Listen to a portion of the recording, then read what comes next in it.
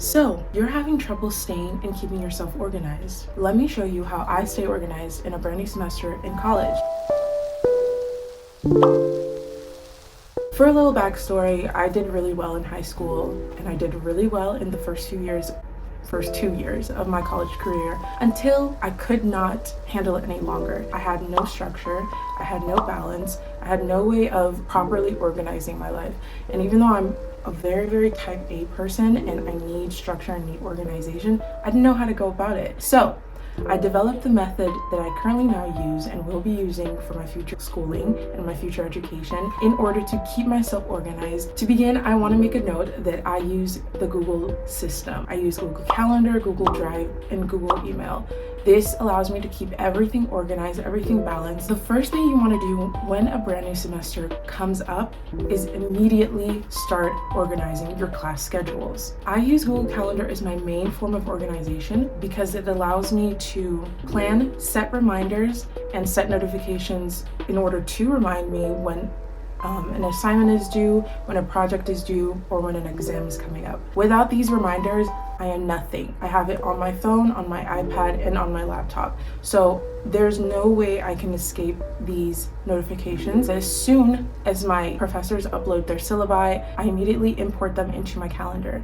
This is a very time-tasking process, so I would honestly say clear out a whole afternoon, maybe clear out a whole day if you really need to, in order to get all your assignments, everything placed into your calendar exactly as you need them to be. For example, if you have a class that is at 1:30 to 2:30 p.m. every Monday and Wednesday, you go ahead and put that into your schedule. You put the name of the teacher and professor, the amount of credit hours you're taking, or the amount of credit hours that class is, the professor's email, any other pertinent information that you'd like to keep track of, and put that into your Google Calendar.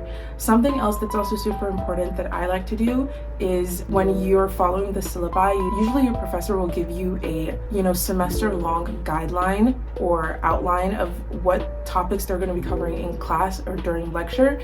Those topics I will put inside the little time block for that class. It allows me to remember what we're going to be talking about, what we're going to be discussing in class, as well as what I can do or learn ahead of time. When I do this, I also like to keep a very straightforward naming system. You will see that throughout my GoodNotes, throughout my Google Calendar, and throughout my Google Drive. The second thing I like to do is set up my Google Drive. I've been using this since I was in high school. So when it's a new year or new semester, if I haven't already created a new year folder, I'll go ahead and do that. In that folder, I create 2 semesters, fall and spring, and summer if I'm going to be taking any summer classes during that year. Once I do that, in that school folder for that semester, I go ahead and input all the folders that I will need for the amount of classes that I'm going to be taking.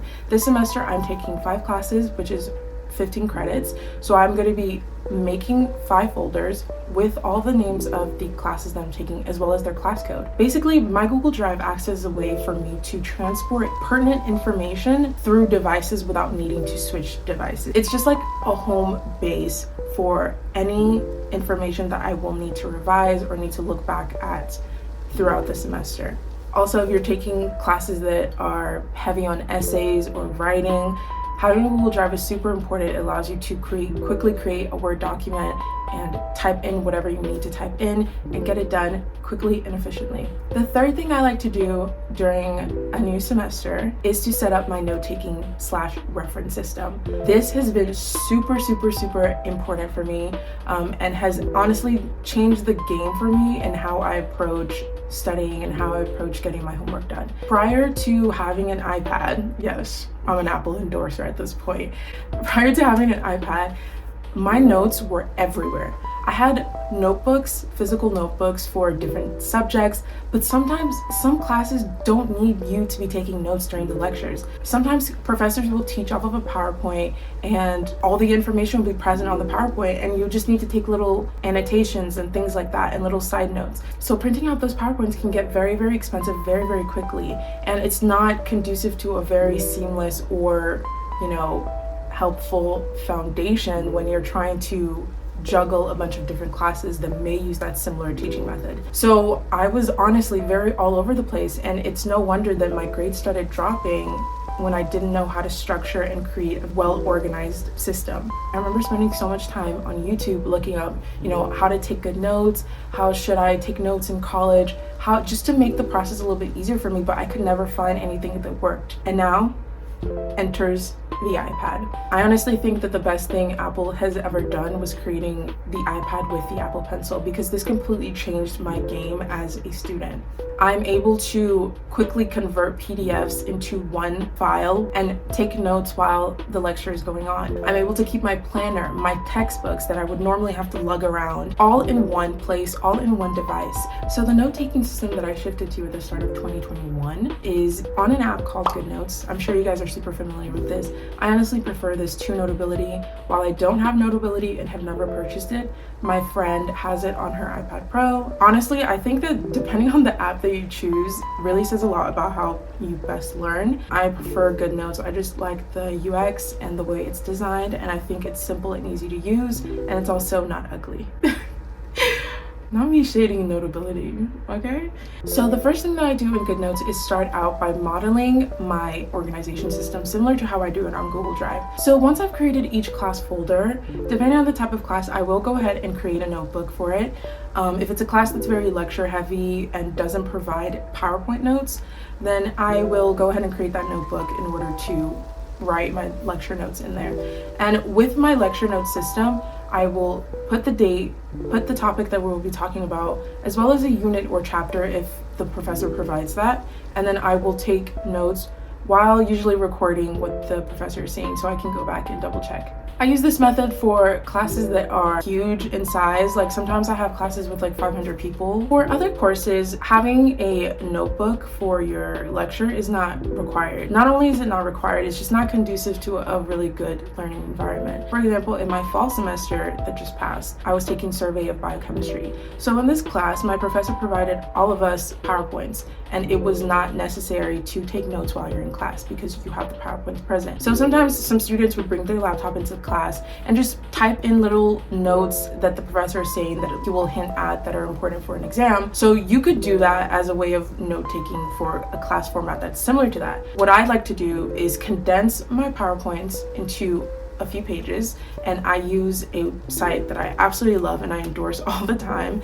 And I use this site called Online to PDF. I've mentioned it in a couple of videos. It allows you to condense a huge PowerPoint into just a few pages so you're not overwhelmed and you're not scrolling through it. And usually when I do this, I'll condense it into my good notes and then annotate any notes that the professor is making while the professor is talking. The fourth thing that I like to do is more for me and just for my mental well-being, and it makes me feel really happy and kind of cleansed before a new semester begins. What I like to do is clean out all my digital devices, clear them out, rid them of any extra baggage, of any trash, any past homework assignments that I know I'm not going to refer to. And I also like to clean out my backpack and organize it. I'm almost at the home stretch. I'm almost graduating, so I do not carry a backpack. What I like to do is carry a tote bag, and usually on a daily basis, once I've charged my iPad for the night before, I'm able to go through a whole day of classes with my iPad. Now, you may be wondering, Princess, why are you so excessively anal about organizing things? This is why. Once I was diagnosed with ADHD, I realized, some things have not been working. I used to think of myself as like a free-floating, like what will be type of person, but it never gave me any comfort, it never gave me any stability. And deep down inside, I need structure, I need organization, and I need a routine in order to live a good life. Oh my gosh, it sounds so funny when you say it out loud. Being organized, being structured allows your life to run more smoothly. The things in life that are meant to be predictable, such as taking care of yourself, exercising, drinking water, those things, they are meant to have structure so you don't go off the rails. When I have these things set in place, I'm not struggling to catch up in school. I'm not struggling to remember an assignment. I've already been there and I don't want to go back. So having these things in place allows my academic life to run a lot more smoothly. The last thing I like to do before a new semester is set and create an academic goal. So maybe last semester you didn't do as well in one class because you took it for granted and you thought it was going to be super easy, but by the end of the semester you didn't end up getting the grade that you wanted. So this semester, set a goal to come out with a running head start, making sure that you study super hard for the first exam for all your classes, and making sure you guarantee your spot or guarantee the grade that you want earlier on so you're not struggling towards the end. Sometimes some classes will allow you to drop your lowest exam score or drop your lowest quiz score. Keep these in mind when you're calculating the grade that you want at the beginning of the semester. And now we've reached the end of the video. Here's some little fun things that I like to do before the beginning of the semester. The first thing I like to do is get my nails done, as well as my hair done. So while I was on my winter break, I just blocked out 3 days to braid out my hair. Another thing that I like to do is get my nails done. I love getting my nails done and just having really nice nails. Currently, you can see my nails are not done, but they're very clean, and I made sure to put a clear coat over them so it doesn't have to be something that's super expensive. Lastly, it's really important to relax and set your mental health as a priority. When my mental health is out of whack, when it's out of balance, the rest of my life is out of balance. You can take care of your mental health by exercising. It's so important. It's actually insane how much more work you can get done when you take into consideration your physical health. I really hope these tips helped you out, and I hope you can implement some of them into your organization system and structure system. If you have a different one, or if you use Notion, in fact, to organize everything, leave a comment down below and let me know how you get that done. I actually do have a Notion, but I use it more to plan more personal projects, and I will be doing a Notion tour very, very soon. And I hope you guys have a wonderful semester and a wonderful school year. Bye!